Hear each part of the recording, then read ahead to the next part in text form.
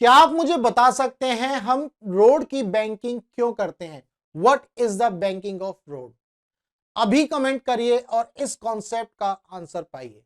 हम इस कॉन्सेप्ट को इस क्वेश्चन की मदद से समझेंगे और क्वेश्चन क्या कह रहा है इसको ध्यान से पढ़ेंगे। क्वेश्चन बोल रहा है a curved section of a road is banked for a speed v। एक curved section of a road is banked, ध्यान रखना कर्व्ड सेक्शन है, एक तो कर्व्ड सेक्शन है रोड का और ये बैंक्ड है for a speed v। Bank का मतलब बैंकिंग नहीं समझ लेना, वो वाला बैंकिंग बही खाते वाला नहीं। बैंकिंग का मतलब क्या है अभी समझाऊंगा। If there is no friction between road and tyres of the car then, friction बिल्कुल नहीं है भाई, फ्रिक्शन को हम इग्नोर करने वाले हैं। तो हमारे पास चार ऑप्शन दिए हैं, चार ऑप्शन में से कौन सा ऑप्शन सही है ये हमें बताना है। सबसे पहले हम ये समझेंगे कि बैंकिंग ऑफ रोड क्या है और बैंकिंग ऑफ रोड किसे बोलते हैं। ठीक है, आप ये बिल्कुल भी मत समझिएगा कि ये बैंक वाला रोड है, वो वाली चीज नहीं है। जो HSBC बैंक है, HDFC, वो बैंकिंग नहीं है, थोड़ा सा अलग है फिजिक्स के हिसाब से, है ना।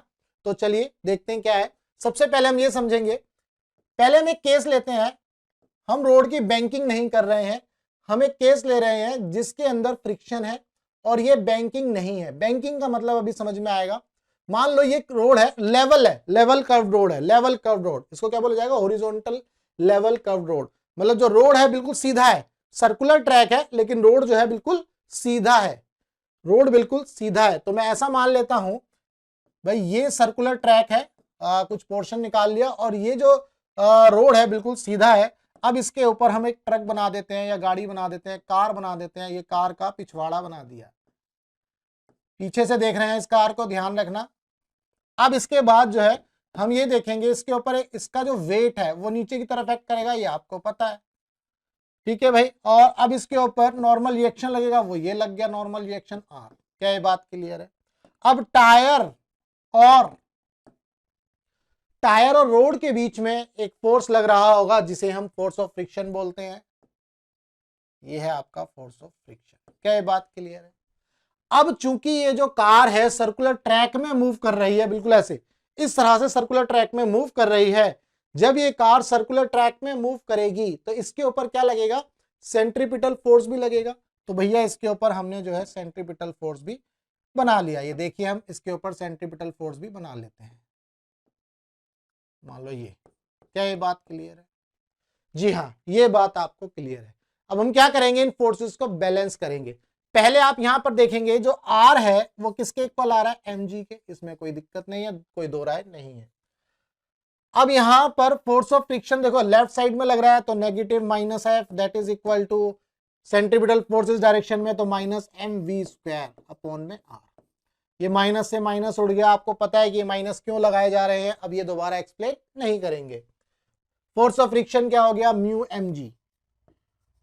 M G that is equal to M V square by R. तो आप यहां से देखेंगे m से m कैंसिल हो जाएगा तो v square is equal to आपको मिलेगा म्यू आर जी। इसका मतलब v आ गया स्क्वायर रूट में म्यू आर जी।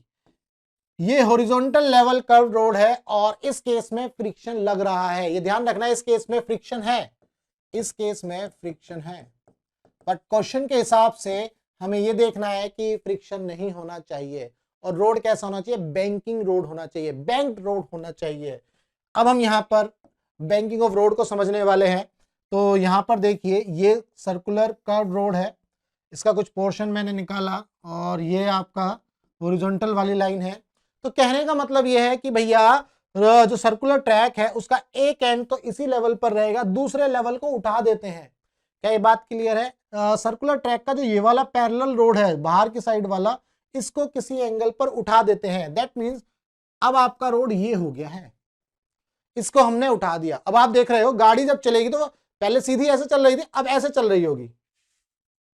क्या ये बात क्लियर है? दैट मींस आपका ये लेवल और ये लेवल के बीच में एक एंगल बन रहा है, हॉरिजॉन्टल के साथ एक एंगल बन रहा है। हमने क्या किया, ये वाला जो हिस्सा है रोड का इसको थोड़ा सा उठा दिया और कितने एंगल पर उठाया हमने? इसको थीटा एंगल पर उठा दिया। क्या ये बात क्लियर है? अब जो गाड़ी और ट्रक बनने वाले हैं वो कुछ इस तरह से बनने वाले हैं। ये आपका कार हो गई, कार के टायर हो गए, पीछे से आप इसको देख रहे हो और अब हम क्या करेंगे, इसमें फोर्सेस को बैलेंस करेंगे। ये इसका वेट हो जाएगा भाई mg, ठीक है। इसके ऊपर नॉर्मल रिएक्शन लगेगा, ये इसका नॉर्मल रिएक्शन हो गया। ये ध्यान रखना, आधे लोग तो सोचेंगे आर यहाँ क्यों लग रहा है, आपने बुक में पढ़ा होगा यहाँ पर, क्योंकि कांटेक्ट पॉइंट्स पर लगता है। आप ऐसे समझ लीजिए R1 और ये R2 का सम है टोटल R, इस तरह से आप इसको समझ सकते हैं। चलिए यहाँ पर R आपको मिल गया। अब यहाँ पे एक चीज नोटिस करेंगे, इस केस में यहाँ पर ये आपका सेंट्रीपिटल फोर्स हो जाएगा। क्या ये बात क्लियर है? ये आपका सेंट्रीपिटल फोर्स हो गया। अब हम क्या करने वाले हैं, अब हम जो है फोर्सेस को बैलेंस करेंगे। यहां ध्यान से देखेंगे, अगर मैं इसको इस कंपोनेंट को देखूं, ये एंगल थीटा है, ये एंगल थीटा है, तो ये भी एंगल थीटा, तो ये r cos थीटा आपका होगा और इस डायरेक्शन में आपका r sin थीटा आपको मिलेगा। क्या ये बात क्लियर है? तो आपको r cos थीटा और r sin थीटा मिल गए और अब हम क्या करेंगे, इनको बैलेंस कर देंगे। तो आप ध्यान से देखेंगे r cos theta that is equal to mg, इसमें कोई दिक्कत नहीं है। अब r sin theta negative side में, तो माइनस r sin थीटा, आप सभी को पता होना चाहिए कि माइनस क्यों लगाया है, देन माइनस fc यानी कि mv स्क्वायर बाई r के। ये माइनस से माइनस उड़ गया, ये इक्वेशन 1 है आपकी और ये इक्वेशन 2 है।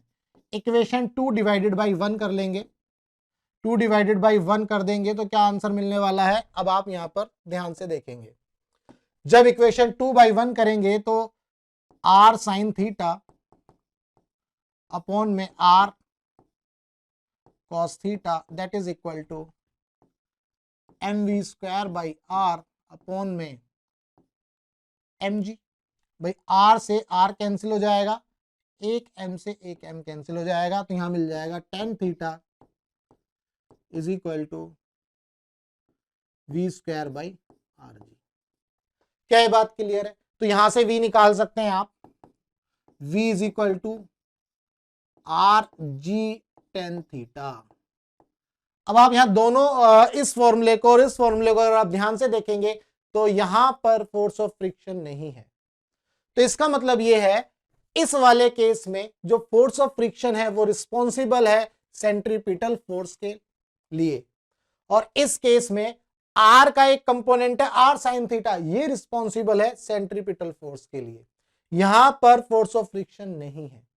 जब यहां फोर्स ऑफ फ्रिक्शन नहीं है तो यहां पर जो ये जो कार है ये सर्कुलर ट्रैक में सिर्फ और सिर्फ जो आर साइन थीटा है यानी कि नॉर्मल का जो एक कंपोनेंट है उसकी वजह से इसके ऊपर सेंट्रीपिटल फोर्स लग रहा है, और इस केस में फोर्स ऑफ फ्रिक्शन की वजह से सेंट्रीपिटल फोर्स लग रहा था।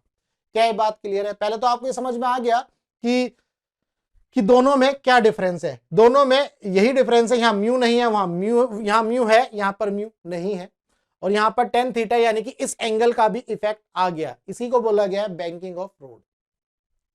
अब जो है हम चारों ऑप्शन ध्यान से पढ़ेंगे। पहला बोल रहा है car is more likely to slip at speed higher than V. देखो भाई ये जो v आया है ये इसकी मैक्सिमम स्पीड है, ये ध्यान रखना। ये जो v है ये v यहां पर हमने फॉर्मूले में निकाला है, ये मैक्सिमम वैल्यू है।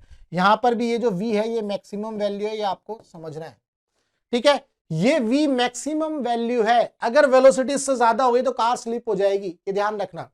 अगर वेलोसिटी इससे ज्यादा हो गई तो कार जो है स्लिप होगी ही होगी, ठीक। अब ये बोला है car is more likely to slip at the speed higher than V than speed lower than V. ये बोल रहा है कि car is more likely to slip, मतलब मोर लाइकली का मतलब है हो भी सकती है और नहीं भी, ऐसी सिचुएशन बोल रहा है। Car is more likely to slip, इसका मतलब ज्यादा चांसेस है स्लिप होने के और कम चांसेस है स्लिप ना होने के।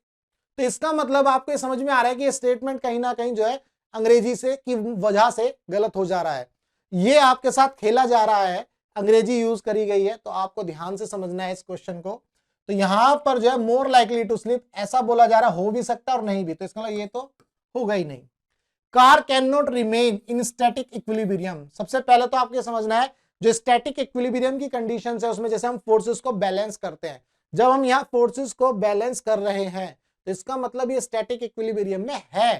तो ये स्टैटिक इक्विलिब्रियम में नहीं होगी, ये तो सवाल ही पैदा नहीं होता भाई। जब मैं फोर्सेस को बैलेंस करके लिख रहा हूं इसका मतलब ये स्टैटिक इक्विलिब्रियम में है। क्लियर है? चलिए, car will not slip when moving with speed v। Car जो है स्लिप नहीं करेगी जब स्पीड क्या होगी v। अगर कार जो इसी स्पीड से चल रही है तो कार स्लिप नहीं होगी, बिल्कुल सही बात है, कार स्लिप नहीं होगी, तो थर्ड ऑप्शन हमारा सही हो जाता है। फोर्थ तो है ही नहीं। क्या ये बात क्लियर है? उम्मीद करता हूं आपको जो है इस क्वेश्चन का कॉन्सेप्ट अच्छे से समझ में आया होगा। अगर समझ में आ गया तो भैया वीडियो को लाइक कर देना और चैनल को सब्सक्राइब कर देना। अगर आपको कोई भी डाउट है फिजिक्स में तो आप व्हाट्सएप करिए और उसका आंसर पाइए। टेलीग्राम पर ग्रुप ज्वाइन कर सकते हैं फिजिक्स बाय विजय एकेडमी। वेबसाइट विजिट करिए, वहां से आप इसका पीडीएफ डाउनलोड कर सकते हैं। फिजिक्स बाय विजय एकेडमी, विजय वेबसाइट है हमारी vijayacademy.in, है ना। vijayacademy.in पर जाएंगे, वहां पर एक रिसोर्स का टैब होगा, वहां से आप इसका पीडीएफ डाउनलोड कर सकते हैं। तो चलिए मिलेंगे हम अपने नेक्स्ट क्वेश्चन में।